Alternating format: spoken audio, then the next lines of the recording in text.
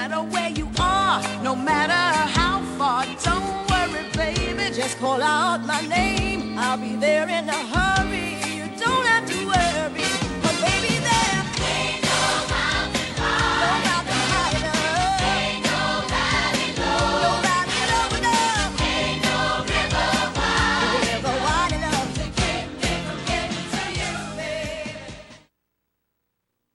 Bem-vindos ao Sintonizando Saúde.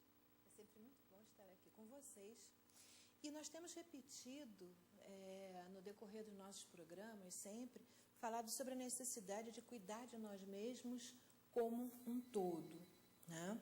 Nós temos falado sempre sobre o ser humano como um ser trino.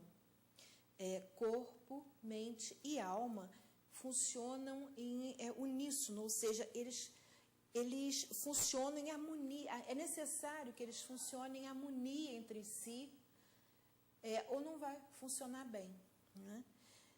Se não existir equilíbrio e harmonia em nós como um todo, né, nós ficamos frágeis, nós ficamos doentes, o nosso corpo não vai funcionar como deveria, os nossos pensamentos não vão funcionar como deveria, nada em nós vai funcionar como deveria funcionar.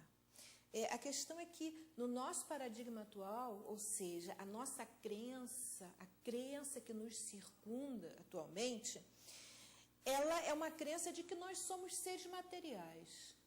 E muitas pessoas acreditam que nós somos seres materiais, para algumas somos apenas seres materiais. E outras acreditam que nós somos seres materiais que temos uma alma.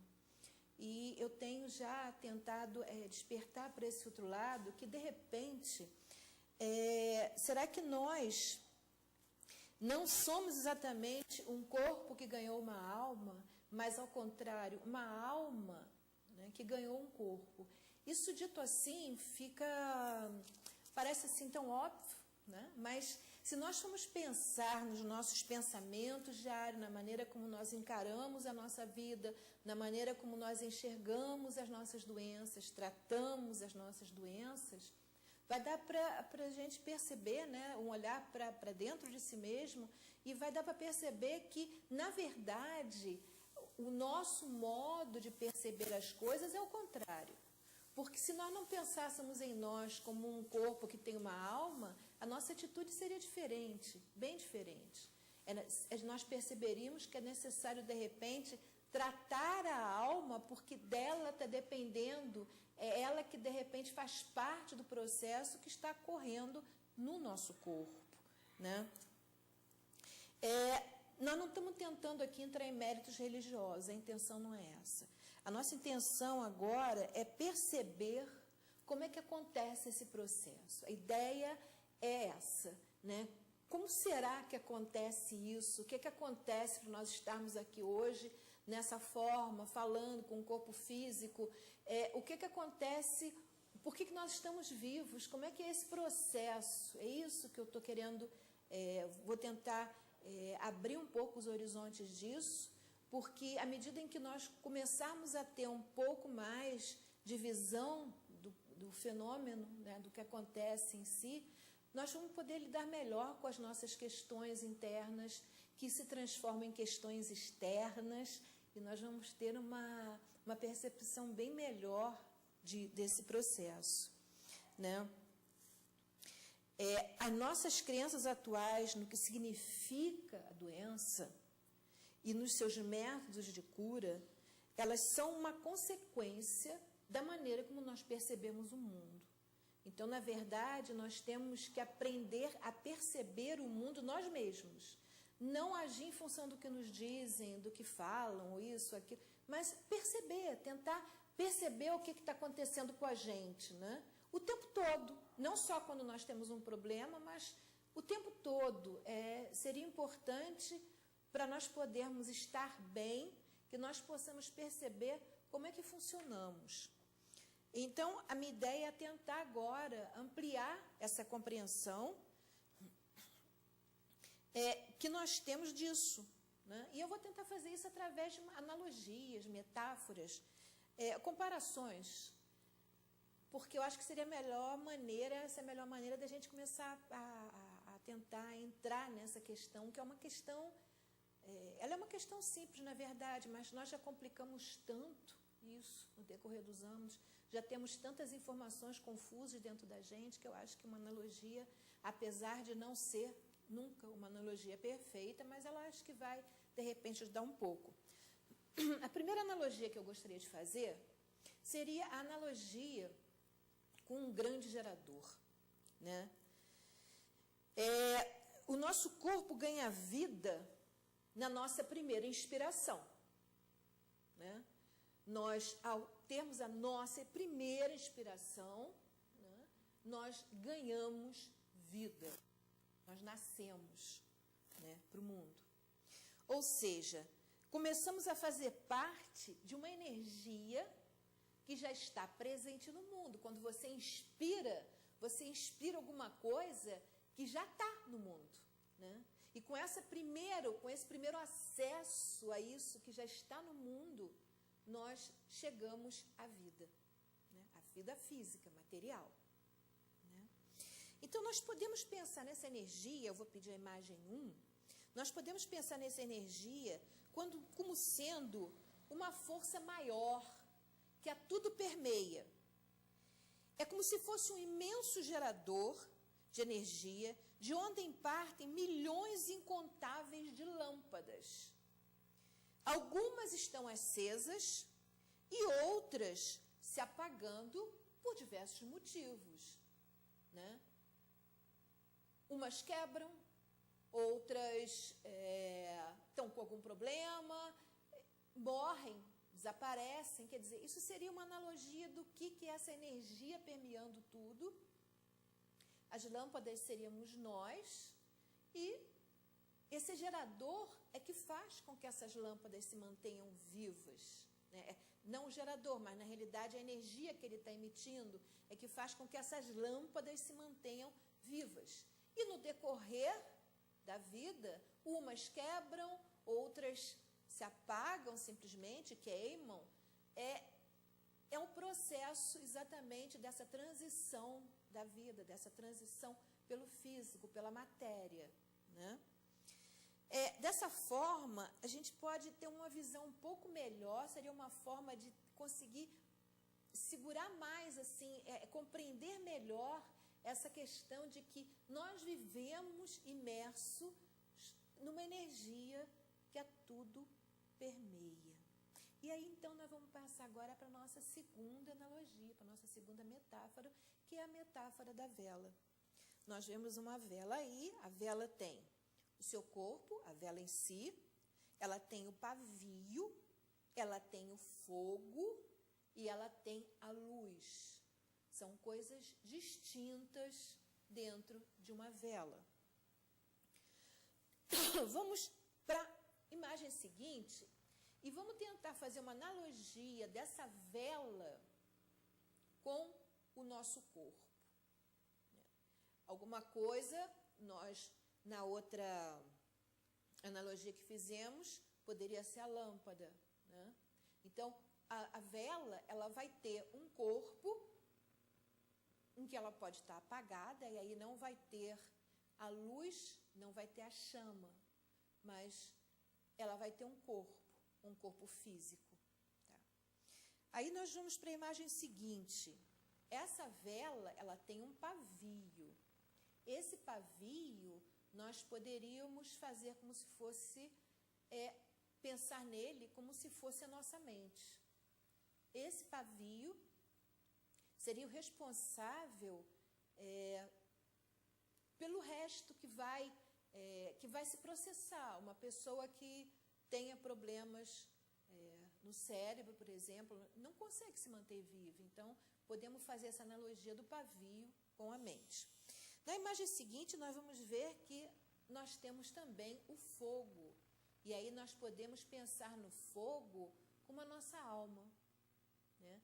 A alma que depende daquele pavio, sem o pavio a vela não vai queimar, e que depende do corpo, porque o pavio está no corpo, e é o combustível da vela que vai fazer com que aquele pavio possa gerar aquele fogo, né? E nós vamos ter também na imagem seguinte, a gente vai ver, nós vamos ter a luz. A luz, ela seria o nosso espírito, porque a luz da vela, assim como a nossa luz, ela não é uma exclusividade da vela. A luz, a tudo permeia a sua volta. A vela, o pavio e o fogo, eles em si fazem parte da vela. Mas a luz que ela emana, que esse processo inteiro emana, se faz una com a luz do todo, com a luz que emana do grande gerador de luz que nós poderíamos chamar de Deus. Essa luz, ela não é Deus. A luz, lembrem-se da analogia que eu fiz do gerador, a luz não é o gerador, a luz emana do gerador. Uma outra questão, para vocês compreenderem isso bem, é que se eu tiver, por exemplo, várias velas juntas, a luz que vai emanar dessas velas, você não vai poder dizer que, não, aqui veio dessa, aqui não existe isso. A luz, ela se mescla, ela é uma luz só, né? Ela está unida num todo, né? E eu acredito que essas duas comparações, elas vão poder ampliar o nosso olhar e a nossa compreensão do quanto somos muito mais do que uma simples forma.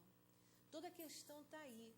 Nós somos forma, nós somos matéria, nós somos corpo, mas nós somos muito mais além disso.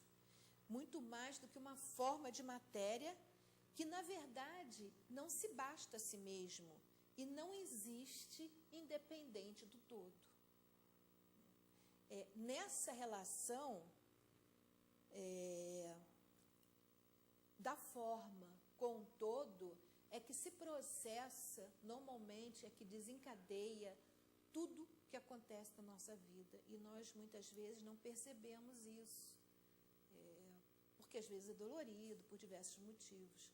Mas é essa necessidade que nós temos de debitar tudo à forma, de cobrar tudo da forma. A forma é o nosso corpo.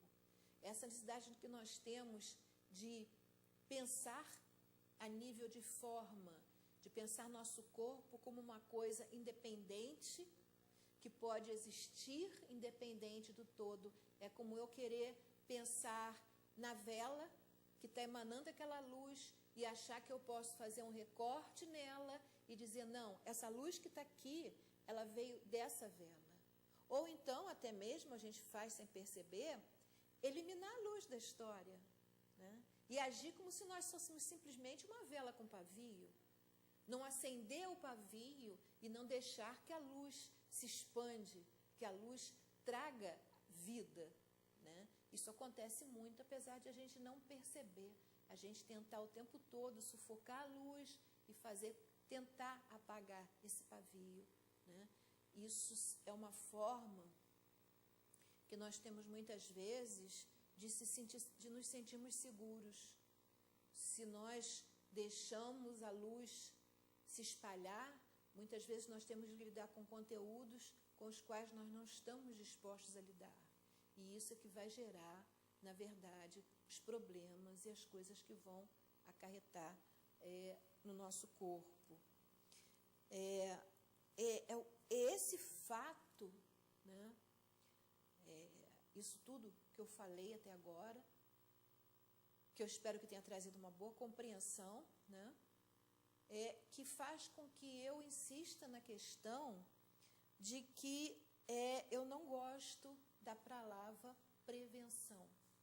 Não me agrada a ideia de tratar a doença como se ela fosse um percalço que faz parte da nossa vida e não poderia deixar de fazer. Né? Deepak Chopra já dizia, aquela questão, não há nada, eu disse, se eu não me engano, no primeiro programa, não há nada que prove, ninguém descobriu nada que provasse ainda que a doença é uma coisa obrigatória. Não existe. Mas nós acreditamos nisso. E muitas vezes até adoecemos porque acreditamos nisso. Eu sei que pode parecer assim meio tolo isso, mas é verdade. Nós vivemos condicionados. Eu não posso fazer isso porque eu vou ter aquilo. Eu não posso isso porque eu vou ter aquilo. Ninguém pensa de uma maneira... não é questão de pensar positivo, não, mas é livre de preconceitos. Porque as pessoas têm muito a tendência de dizer, não, eu tenho que pensar positivo. A questão não é, eu não tenho que pensar positivo, nem tenho que pensar negativo. Eu tenho que simplesmente pensar de uma forma, vamos dizer, funcional. Por que eu vou pensar que aquilo vai fazer mal? E aí eu tenho que pensar, não, aquilo vai fazer bem. Por que eu não posso simplesmente pensar que eu estou vivendo? E que aquilo faz parte da minha vida? Eu gostaria de repetir aqui, eu já disse outras vezes, uma refeição prazerosa, uma refeição que me deixe feliz. Veja bem, eu não estou falando, e vou abordar isso em outro programa, eu não estou falando na hora em que eu como por ansiedade, como para suprir uma angústia, na hora em que eu como porque eu não estou conseguindo ficar parada, eu preciso morder, ou eu preciso, de repente, mastigar para me libertar da minha raiva, que eu não estou conseguindo suportar. Eu não estou falando disso. Eu estou falando quando eu estou em paz, eu estou tranquila, sinto fome, sinto vontade de comer e como uma coisa prazerosa que me faz me sentir bem, em que eu mastigo com suavidade, tranquilamente, não para liberar minha raiva, nem para tirar minha angústia. Nessa hora, essa alimentação, independente do que ela for, ela vai ser saudável para mim. Eu não vou estar pensando que ela vai ser boa ou que ela vai ser ruim, eu vou estar simplesmente vivendo. Né? O Eckhart Tolle fala muito bem sobre isso, quando ele liga a forma em que nós vivemos mergulhados na forma, que já deu para vocês entenderem o que significa isso, a forma e os pensamentos. As duas coisas estão ligadas e nós estamos pensando o tempo todo, nós não conseguimos simplesmente viver, sem estar preso à forma e sem estar pensando compulsivamente. Isso é um modo que nós nos adquirimos, ou seja, é um modo que nós estamos sendo assim. A nossa criação, a maneira como nós lidamos com as pessoas, a maneira como nós lidamos com o mundo, nos deixou de uma forma em que os nossos pensamentos, inicialmente falando, nós, desde pequenos já somos criados, isso eu tenho intenção de fazer um programa sobre isso, mas já adiantando, nós somos criados de uma forma em que nós podemos pensar o que nós quisermos, mas não podemos emitir nosso pensamento. E isso é o primeiro passo para essa briga, essa guerra interna que acontece dentro da gente. Nós sentimos dentro de nós uma incongruência muito grande, porque muitas vezes nós expressamos de uma certa forma, mas por dentro estamos sentindo outra coisa. E à medida que nós vamos fazendo isso várias vezes seguidas, desde pequeno, várias vezes seguidas, a dificuldade que nós temos de fazer com que a nossa maneira de se expressar para o exterior entre em harmonia com o que está dentro com o nosso interior, e como muitas vezes nós temos necessidade de se comunicar com o exterior de certas formas que não são autênticas, né? O que acontece? Nós vamos começando a prender o nosso interior. A doutora Ana Bedran fala nisso como a gente colocando essas questões por trás de um muro. E ali nós vamos guardando tudo com que a gente não está conseguindo lidar. E os nossos pensamentos assim aprisionados, eles começam a ficar compulsivos. É isso que muitas vezes você está andando, vamos supor, uma coisa que eu já vi muitas pessoas me narrarem isso. Você está andando assim na rua e você começa a imaginar que vai vir alguém, vai te assaltar, que vai acontecer isso, vai acontecer aquilo. Isso é resultado de um processo de medo que se externaliza dessa forma. Mas esse medo está guardado de você por outros motivos. O motivo que fez aquele medo estar ali dentro de você, você externaliza, você pensa naqueles pensamentos com essa roupagem de medo, Porque a roupagem está lá. E como você não está deixando o verdadeiro motivo vir à tona, ele vem dessa forma. Ele vem na forma de outros medos com os quais você consegue pensar, porque tem sempre uma justificativa para o exterior.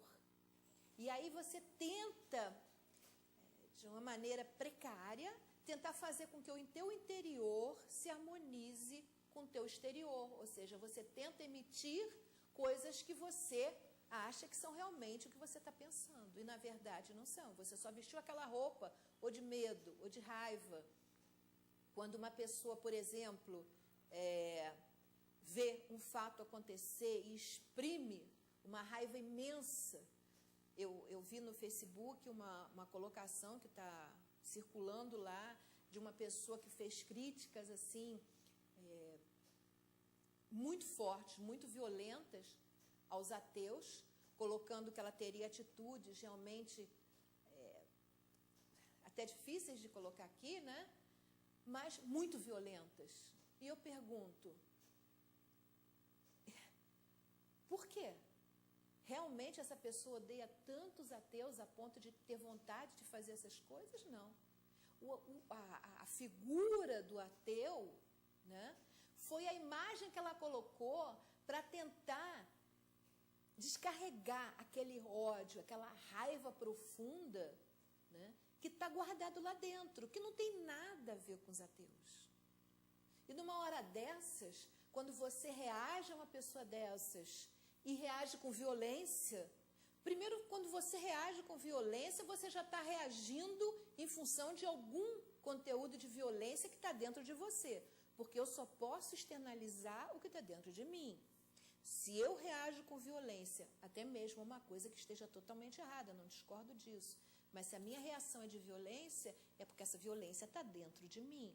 Aí a questão seria eu descobrir por que é que essa violência está dentro de mim. O que é que eu não estou deixando vir à tona?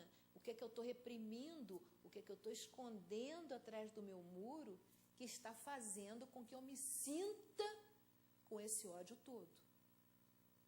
E aí, voltando ao que eu estava falando, se eu reajo a uma posição dessas com violência, além disso que eu acabei de falar, nós vamos ter o outro lado. Quanto a toda ação, Newton, lei de Newton, a toda ação corresponde a uma reação igual e contrária. Quanto mais violência usar para retrucar o que essa pessoa está fazendo, mais violência vai vir de volta. E, na verdade, eu vou estar sendo violento com ela à toa, porque, na verdade, nada daquilo do que ela está dizendo é realmente o que ela está sentindo. Ela é simplesmente uma pessoa que não sabe lidar com seus conteúdos, não está sabendo como fazer isso. Uma pessoa dessas precisa muito mais de ajuda do que de agressividade. Eu não estou dizendo de forma alguma que é o caso de passar a mão na cabeça, de ser, vamos dizer, aceitar. Não é isso.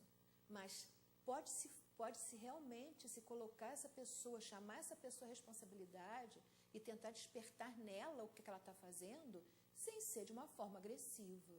E o que se vê não é isso. O que se vê é uma corrente de ação no mesmo termo. Ou seja, se a primeira pessoa tem uma ação agressiva, as outras pessoas daí para frente vão sempre reagindo a ela de uma forma agressiva. E isso é que cria essa corrente de agressividade.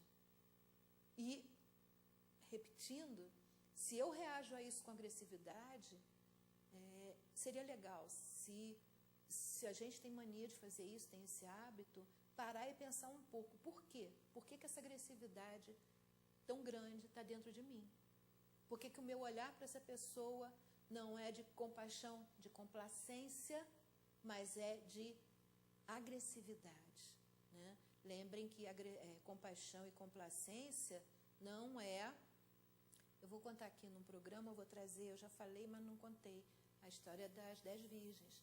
Quer dizer, complacência e compaixão é você entender a posição da pessoa, mas não quer dizer que você vai resolver um problema que ela mesma gerou, a responsabilidade é da pessoa, tá? Mas não implica que para você ter essa ação de responsabilizar a pessoa, você precisa fazer isso com agressividade, de uma forma violenta. Bom, nós vamos continuar isso aqui no nosso próximo programa, porque hoje eu vou falar de mais 3 plantas, senão não vai dar tempo para tudo, né? E eu vou continuar minhas 3 plantas, mais 3 plantas do onde nós paramos, das nossas plantas. Essas plantas que eu estou falando, elas estão na lista das plantas que fazem parte do SUS, dos fitoterápicos, que o SUS já tem em lei a possibilidade de usá-los, né? E as 2 primeiras, elas são muito semelhantes, né? Mas, nesse ponto, eu sei que quem fez esse trabalho foi extremamente, digamos, foi muito bem feito o trabalho, né? Porque como isso é para ser aplicado em todo o Brasil, e nós temos, na verdade, os lugares são diferentes, muitas plantas que dão no norte não dão no sul. Então, como há essa flexibilidade, no caso do boldo, existem 2 tipos de boldo. Um que dá mais para uma região do Brasil e a outra que dá mais para outra região do Brasil. Então, nós vamos primeiro falar no boldo de jardim. Esse é o boldo que, normalmente, aqui na nossa região, todos conhecem como boldo, né? Então, na nossa região, o usado seria esse. E o boldo é excelente para problemas ligados ao fígado, suores frios, dor de cabeça, mal-estar, para hepatite também. O boldo é excelente para problemas gastrointestinais. Ele tomado meia hora antes da refeição, ele ajuda na digestão e melhora as funções do aparelho digestivo. O boldo tem um porém, né, que ele em excesso, ele pode ser abortivo. Então, é bom ter atenção para isso. E ele tomado por um longo período, ele pode causar irritações gástricas. Então, ele é como que eu falei da camomila. Se você tem problemas digestivos, se você tem azia, se você tem uma hepatite, o boldo é bem-vindo. Mas se você não tem, né, não há por que tomar o boldo, né? É melhor que você não tome do que tome, né? Ele é uma erva feita para ser usada na necessidade, né? Então, o que eu falei, ele tomado por um longo período, inclusive, ele vai provocar irritações gástricas. Se você não estiver com problema no estômago, senão você pode tranquilamente tomá-lo enquanto você estiver com problema. Agora, em não havendo problema no seu organismo, aí sim, ele vai provocar essas irritações. O outro boldo que nós temos é o boldo da Bahia. É a imagem seguinte. Esse é o boldo baiano, esse é boldo também. E ele também é excelente para azia, para gastrite. Ele estimula a digestão, estimula o apetite. Ele, assim como o outro também, ele é muito bom para prevenir ressaca. Você pode tomar ele antes, né, se você souber já que vai ter uma ressaca, ou após a ingestão de bebidas alcoólicas. E ele vai ajudar você bem a sair desse processo que você entrou, no caso do excesso de álcool. Repito que ele em excesso pode ser abortivo, da mesma forma que o outro, e tomado por um longo período, ele vai provocar irritações gástricas. Ou seja, o que vale para um boldo, vale para o outro. Apenas, dependendo da localidade, o que você vai chamar de boldo é uma ou outra, são todos da mesma família e têm as mesmas propriedades. O boldo, no caso, você pode usá-lo como chá, né? Ou também você pode simplesmente macerar o boldo. Você pode colocar ele numa tigelinha e com um pilãozinho você pode macerar e ali você vai tirar o sumo dele. Você pode usar tanto de uma forma como da outra, né? Repetindo que não deve ser tomado a não ser que seja necessário. Ele não é como uma erva doce que você pode tomar como um chá prazeroso e agradável de tomar e que vai ser benéfico para você. Ele age de uma forma diferente. Você tome o boldo se você tiver algum problema no estômago, alguma coisa gástrica, se você tiver azia, mal-estar desse tipo, né? Bom, a outra planta que nós temos é o açapeixe. O açapeixe, essa planta que está aí na tela, que vocês estão vendo, ele é um excelente para problemas pulmonares. Inclusive, muitos xaropes, eles são feitos usando açapeixe. O açapeixe ele é um excelente tônico pulmonar, ele é excelente para gripes, para resfriados, para bronquites, pneumonia, para tosse, tá aí o xarope que a gente falou. Ele tem ação balsâmica e expectorante. Ele também é bom para hemorroidas, para diabetes, e o açapeixe também ele é muito usado para plantações onde se tem colmeias. E o mel de açapeixe, ele é muito bom para essas questões pulmonares. O mel, isso é uma outra questão, são duas coisas que eu vou falar aqui sobre o mel, por causa do xarope que eu falei. A primeira é que o mel, se você quer tomar um mel para o seu dia a dia, você pode tomar, por exemplo, um mel de flores silvestres.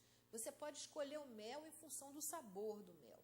Mas se você tiver com algum problema pulmonar, você pode optar pelo mel onde as colmeias estavam em meio a plantações de açapeixe, porque ele vai ser um mel com propriedades curativas para esses problemas pulmonares, ou até mesmo para uma tosse, né? Enquanto o outro mel vai ser muito bom a nível das propriedades do mel, mas não vai ter esse acréscimo do açapeixe, né? Então, você pode, mesmo que você tome mel normalmente, numa necessidade, se você tiver com uma tosse, se você tiver com algum problema pulmonar, você adquirir um mel de açapeixe, que vai ser excelente para esse problema que você está tendo. O outro fator muito importante é a questão do xarope. A relação do xarope com o mel. Você, quando faz um xarope, normalmente você leva ao fogo. Vamos supor que você tenha açapeixe em casa e você vá triturar, macerar o açapeixe, vai misturar com mel e vai tomar, qualquer coisa assim, não há problema. Mas no caso de você for usar o açapeixe para fazer um xarope que vá ao fogo, como a maioria dos xaropes passa por esse processo, nunca deve ser usado o mel. O mel é um dos maiores agentes curativos que existe, assim como o limão, assim como a babosa, assim como a cúrcuma, que eu vou falar sobre a cúrcuma também. Mas, se o mel for levado ao fogo, ele é responsável pela formação de toxinas no nosso organismo.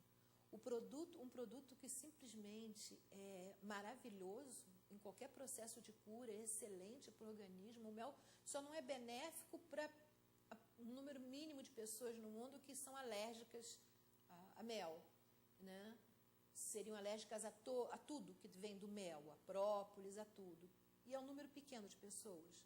Mas, excetuando isso, o mel vai ser excelente, ele vai limpar o pulmão, ele vai fazer a sua saúde funcionar melhor, ele vai ser bom em todos os sentidos. Por outro lado, se você aquece o mel, ele simplesmente forma um composto que vai criar, eu já expliquei para vocês em outros programas, nos nossos canais do nosso corpo, a questão não é o que corre só dentro dos canais, podem ser veias, artérias, pode ser problema digestivo, tudo nós temos vários tipos de canais no nosso corpo, mas ele vai provocar uma toxina que vai ficar presa à parede, né? Essas toxinas, elas no intestino, por exemplo, eu já expliquei isso num programa, que esses detritos, essas toxinas que ficam presas às paredes do nosso intestino, por exemplo, elas vão provocar um número imenso de doenças, em que a pessoa, na maioria das vezes, trata e continua fazendo as mesmas coisas que fazia a nível de alimentação e não percebe, né, não nota que, na verdade, aquilo está vindo já está lá dentro do nosso corpo e vindo o tempo todo. Aquelas toxinas estão se espalhando pelo nosso corpo o tempo todo. E mesmo que você, provisoriamente, com uma alopatia, resolva aquela questão, aquela doença específica, as toxinas continuam fazendo o trabalho dela. Aí aquilo volta. Nem sempre com o mesmo nome de doença, porque a quantidade de doenças que a toxina provoca é imensa. Simplesmente nós vamos estar, quando o nosso sangue está intoxicado, nós estamos totalmente intoxicados. Todos os nossos órgãos vão ficar expostos a doenças, né? Então, é muito importante, porque o mel realmente, no Ayurveda se destaca bem isso, em todos os tratados antigos do Ayurveda se destaca isso, né? A importância de não consumir mel que tenha sido fervido. Isso é fundamental. É uma fonte de toxinas realmente imensa. E, por outro lado, o mel é excelente no nosso processo de estar saudável e, inclusive, de curar doenças. Então, quando se for usar um xarope, ter o cuidado de olhar que ele não seja feito com mel.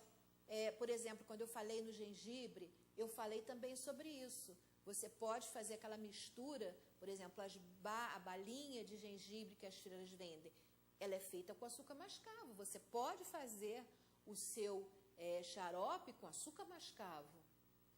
Tudo bem, vai ser excelente, o açapeixe vai funcionar maravilhosamente, você pode colocar outras coisas no seu xarope e vai ser ótimo. Então, você tem sempre a saída do açúcar mascavo ou alguma outra coisa que você possa, melado, você pode optar por outras coisas, mas não pelo mel. Então, é importante, se você for comprar um xarope, você observar com que ele é feito, se ele é feito com mel ou não, ou se a pessoa já tem conhecimento disso e já usa um outro produto para fazer o mel. Bom, nós hoje falamos de mais 3 plantas, né? E nós vamos tentando falar sempre dos dois lados, né? Porque é como eu disse no começo do nosso programa, nós somos uma união, corpo, mente e alma, e os 3 têm que estar funcionando bem. Então, por exemplo, eu falei agora em toxinas, muitas vezes nós temos toxinas mentais, também são toxinas, que vão envenenar o nosso corpo. Da mesma forma como um sangue cheio de toxinas vai envenenar o nosso corpo, essas toxinas mentais vão envenenar o seu corpo e vão influenciar também no nosso sangue. Nós já vimos isso quando eu falei do pH e da respiração também. Eu mostrei que influencia. A nossa respiração vai influenciar a nossa produção de oxigênio e vai influenciar o estado do... Tudo. Isso que eu quero que vocês percebam. Tudo está interligado. Então, não tem como dizer, agora eu vou cuidar do meu corpo, depois eu cuido do meu... Não existe isso. Não existe isso porque a própria medicina tradicional, né, a alopatia, ela já tem, já existem muitos trabalhos mesmo dentro dela, da recuperação de pacientes que estão bem emocionalmente, estrondosamente mais rápida de pacientes que não estão bem emocionalmente. Então, é fundamental que as coisas andem em conjunto, porque uma vai ajudar a outra. Se eu estou bem de saúde, eu vou conseguir ficar mais alegre. É difícil eu conseguir ficar alegre e feliz com uma tremenda dor no estômago, vai ser complicado. Mas, ao mesmo tempo, se eu estou com problema de estômago, ele vai se recuperar mais rápido se eu tentar ficar bem comigo mesma, se eu tentar despertar em mim, buscar despertar em mim coisas boas. Em vez de ficar lembrando de ódios antigos, em vez de ficar lembrando de raivas, em vez de lembrar de aborrecimentos, se eu procurar lembrar de coisas boas, é óbvio que o meu corpo vai ficar mais satisfeito, né? Eu, talvez, no próximo programa já comece a falar na interferência desses humores dentro dos nossos fluidos corporais. Mas, de qualquer forma, eu acho que não é muito difícil para nós percebermos em nós mesmos, né? Cada um de vocês aí em casa pode procurar observar a si mesmo, né? Como quando você está nervoso, a comida não te cai bem. Uma comida que você às vezes aprecia, gosta, te cai muito bem, você está nervoso, aquilo não te cai bem. O problema não está na comida, está em você. Então é importante a gente ter essa percepção das coisas, né? Porque nosso humor vai influenciar na nossa digestão. Se eu como um alimento que eu olhei e me foi prazeroso aos olhos, me foi prazeroso o olfato dele, o cheiro que eu senti foi muito bom, é óbvio que eu vou comer aquele alimento com muito mais satisfação.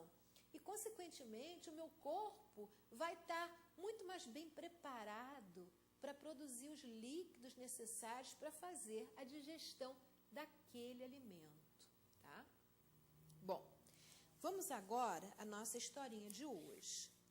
A nossa historinha de hoje tem a ver com nós... Obrigada.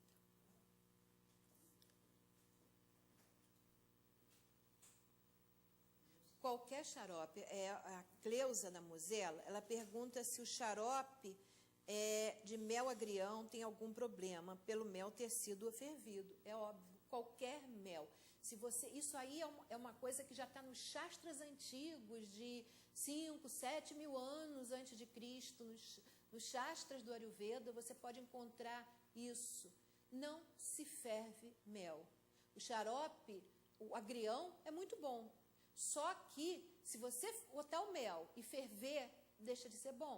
Mas você pode, se quiser, você pode simplesmente bater o agrião, né? Bater com mel e tomar. Você pode bater o agrião com um pouco d'água, você pode...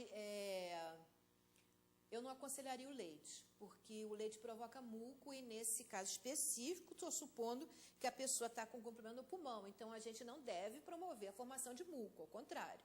Então, eu não aconselharia bater o agrião com o mel, tá? Nesse caso específico.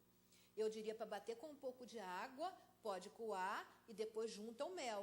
Ou então, a pessoa pode fazer esse xarope usando açúcar mascavo, em vez de fazer mel com agrião. Ou então, que eu acharia assim excelente, você faz isso que eu falei. Você pega no agrião, você bate o agrião com a água, você coa o agrião, né? E aí você vai misturar com o mel e vai consumir aquilo. Você pode pôr na geladeira e consumir aquilo. Seria bom colocar na geladeira por causa do agrião. Então, aí você coloca na geladeira e pode ir consumindo aquele mel com agrião. Ou então, se você quiser fazer um xarope da forma tradicional, você simplesmente usa açúcar mascavo, no caso, né? Eu sei que parece estranho. No começo, eu ficava me perguntando muito, isso alguns anos atrás, eu ficava me perguntando como é que nós temos... Num programa um dia, eu vou falar de combinações alimentares. Eu não falei ainda porque é um pouco assustador, né? Eu falei uma vez numa entrevista que eu dei aqui nesse canal mesmo para o Dr. Lírio, mas é uma coisa assim meio assustadora, como é que certas combinações nos podem fazer tão mal para a gente. O mundo ele foi sofrendo transformações que foram sendo influenciadas pelo mercado, essa é a verdade. E certas coisas foram ganhando lugar no mercado. O uso, por exemplo, da gordura hidrogenada. Aquilo ali é um veneno, um autêntico, é o mesmo que você ingerir veneno. Você comer margarina é o mesmo que você estar usando veneno todo dia na sua mesa, né? Não se deve usar margarina, deve-se usar manteiga, né? Mas, um dia alguém criou isso. Fica cremoso. E tem uma coisa... Você deixa fora da geladeira e ela não fica dura. Se você tem uma manteiga, você deixa fora da geladeira, aquilo fica tudo desmantelado.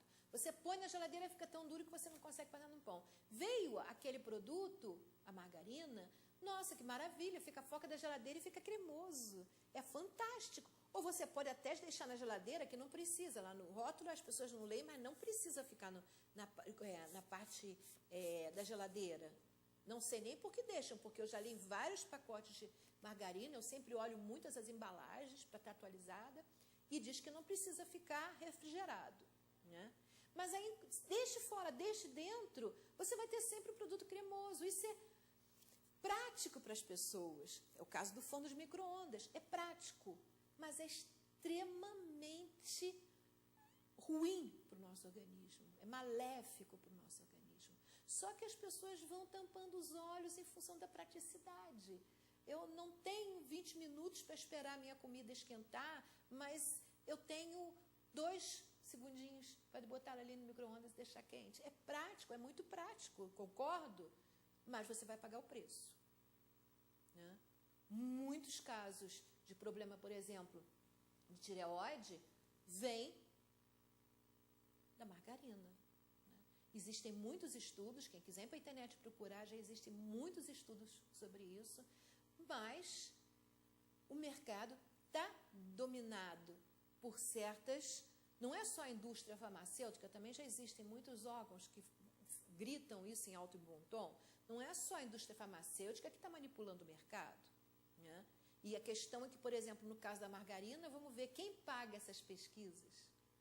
Então, se quem paga não interessa que seja divulgado, isso não é divulgado. Né? Você vê até, eu mostrei isso num filme que eu passei, num dos filmes que eu passei aqui, eles falando a respeito de como as próprias universidades, muitas vezes, uma coisa que eu nem sabia, estão sendo manipuladas porque estão tendo ajudas, os pesquisadores estão tendo ajudas externas, né, para poder sustentar a pesquisa. O cara precisa ganhar.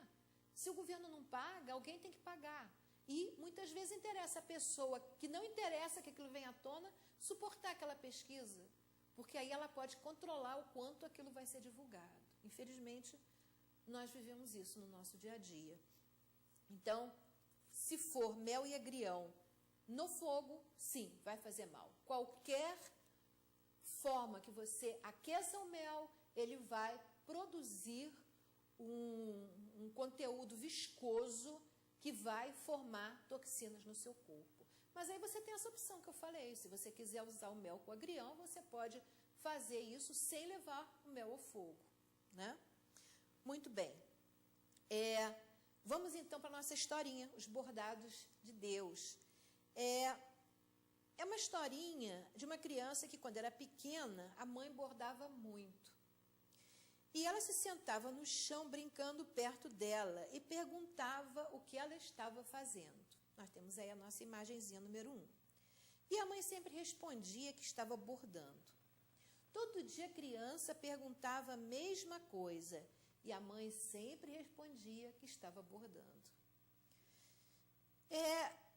Ela ficava brincando no chão com a mãe ao lado e viu o trabalho pela parte de baixo. Nós temos ali a imagem 2 e vocês vão ver uma coisa que antigamente se usava muito. Eu, quando era novinha, na escola, no meu tempo, menina prendada tinha que saber bordar e eu aprendi a bordar, aprendi a usar abastidor. Na escola a gente aprendia isso.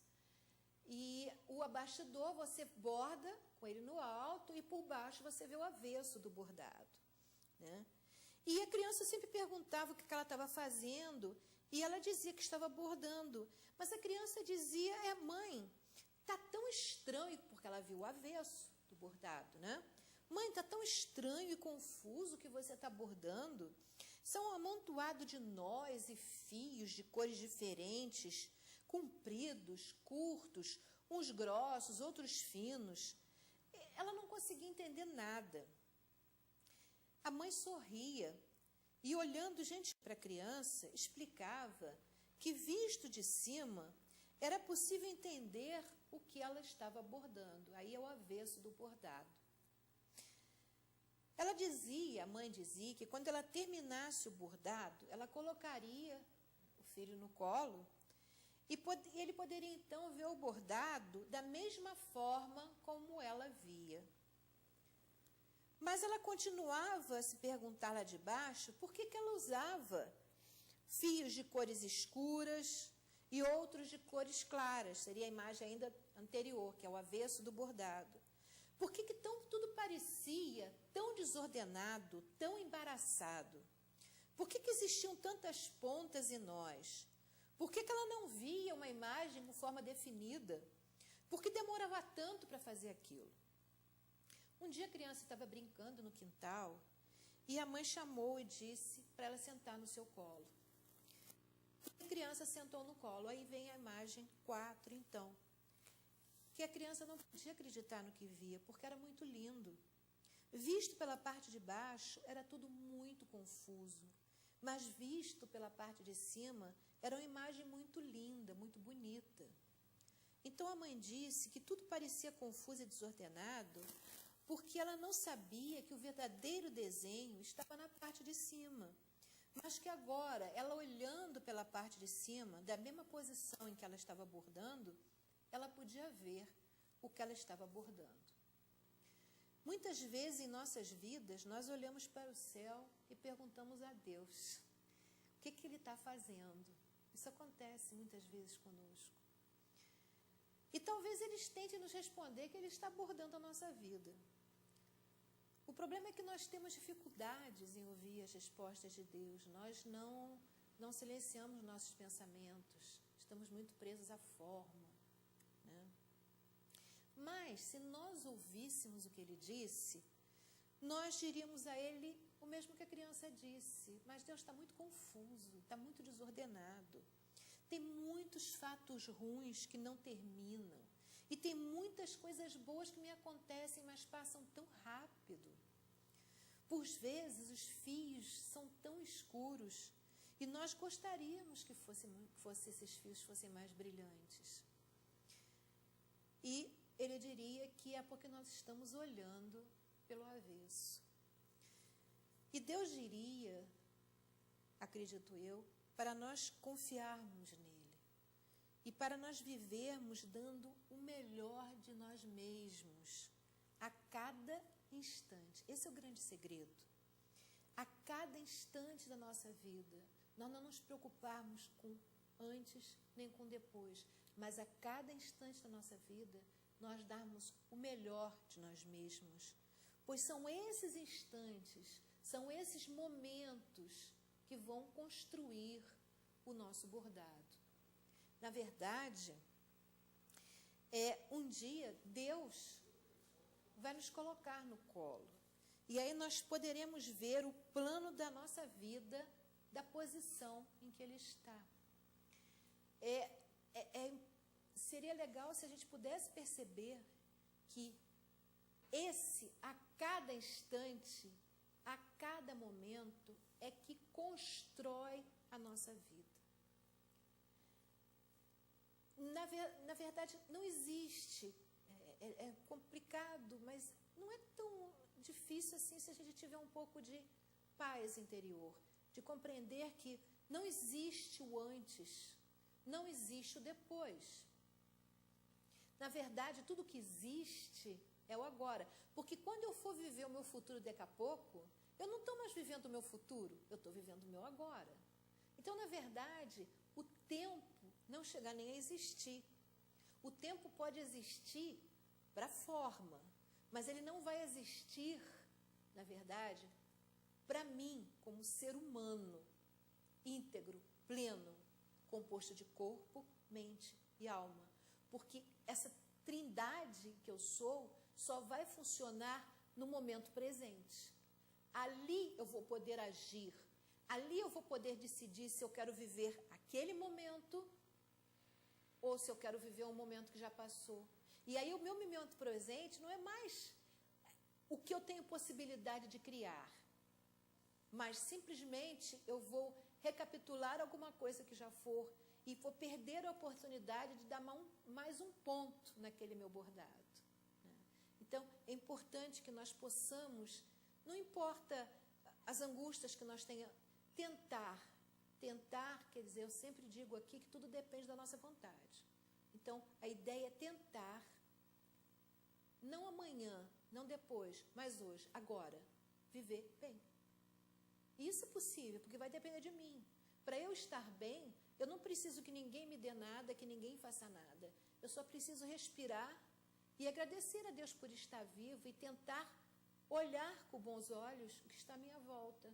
Porque o que está à minha volta não depende tanto do que está realmente à sua volta, mas muito mais do como eu olho o que está à minha volta.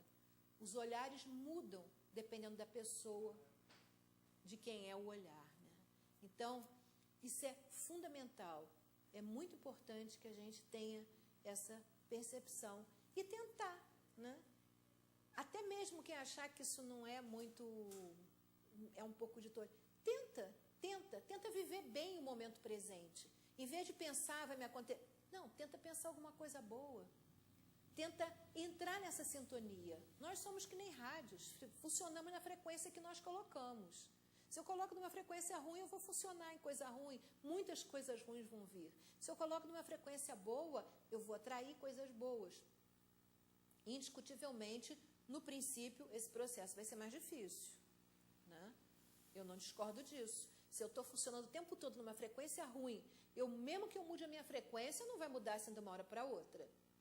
Pode ser até que mude, dependendo da vontade, da garra interior que eu tiver. Mas, mesmo que não mude de uma hora para outra, se eu continuar a me esforçar, se eu continuar a me esforçar, de repente, como por um milagre, você vê, nossa, está acontecendo um monte de coisas boas. Na verdade, não estão te acontecendo, você está acontecendo um monte de coisas boas em você mesmo, né? Gente, por hoje, nós estamos chegando ao fim do nosso programa. Contamos sempre com vocês. É muito bom estar aqui sempre com vocês. E o nosso programa vem ao vivo às sextas-feiras, às 13 horas. Logo após o programa Cidade e Comunidade, do Roberto Costa. As nossas reprises são segundas-feiras, às 3 horas da tarde, às 15 horas, ou às quartas-feiras, às 17 horas, 5 horas da tarde. Se vocês tiverem perguntas, vocês podem escrever por e-mail sintonizandosaude@hotmail.com.br ou através da nossa página no Facebook. Vocês podem procurar no Facebook Sintonizando Saúde, podem curtir nossa página para ter acesso sempre às atualizações que nós colocamos. E se tiverem dúvidas, se quiserem comentar alguma coisa, vocês podem colocar na nossa página lá no Facebook. Vocês podem também entrar em contato através do telefone 2242-9991 ou através do meu telefone 2237-0720. Lembrando que, para quem tiver interesse, pode entrar em contato comigo para adquirir a fórmula do Ferromanos Água, a fórmula da babosa. Quem quiser é só entrar em contato. O programa pode ser visto pela TV Vila Imperial, canal 19, ou através do site da emissora, www.tvvilaimperial.com.br. Vocês podem também entrar na página da TV Vila Imperial no Facebook, podem curtir também a página e podem assistir o programa diretamente da página. Inclusive, se vocês tiverem um dispositivo móvel, podem assistir direto no dispositivo móvel de vocês, não só o nosso programa, como qualquer outro programa da TV Vila Imperial. Vocês vão poder ter acesso a isso. Muito obrigada. E, como eu já disse, é bom estar aqui com vocês. Paz, saúde, alegria e bem para todos. Now if you need me, call me, no matter where you are. Just call out my name, I'll be there in a hurry. You don't have to worry, but baby, there ain't no mountain high enough, ain't no valley low enough, ain't no river wide enough to keep me from getting to you, babe. Remember the day I set you free, I told you you